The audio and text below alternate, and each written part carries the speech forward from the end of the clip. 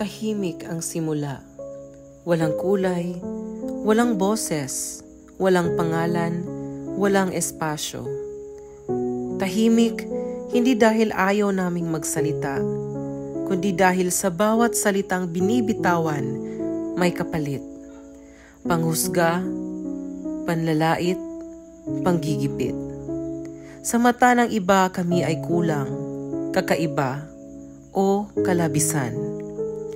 Pero sa totoo lang, kami lang to. Totoo. Naglalakad sa mundo, bit-bit ang tanong, may lugar ba talaga kami rito? Kaya nagsimula ako sa isang itim na canvas. Hindi ito basta kulay, ito ang bigat ng katahimikan. Pero kahit madilim ang canvas, hinayaan kong gumalaw ang kamay ko. Nagpinta ako, hindi ng sining ng perpeksyon, kundi ng sining ng katotohanan.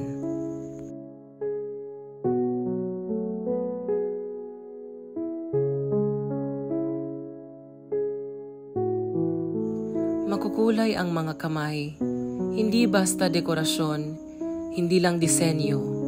Ito ay simbolo ng komunidad. Mga kamay ng trans, bisexual, pansexual, lesbian, gay, intersex, asexual, queer. Iba-iba ang anyo, iba-iba ang pinanggagalingan, pero iisa ang mensahe. Naririto kami. At sa kabila ng lahat, pinipili pa rin naming maging totoo.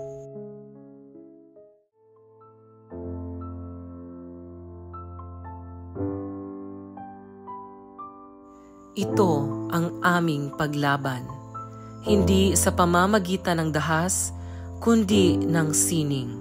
Hindi sa galit, kundi sa katotohanan. Ang bawat kulay sa kamay ay pagkatao, pagkakakilanlan, paninindigan. At sa likod ng lahat ng iyon, may gintong bahid. Isang pag-asa na hindi kailanman nawawala. Kahit ilang ulit kaming sinubukang patahimikin. Ang sining na ito ay hindi lang pagpipinta. Ito ay pagpapalaya, pagpapakilala, pag-amin, at higit sa lahat, pagtanggap ng sarili ng isa't isa.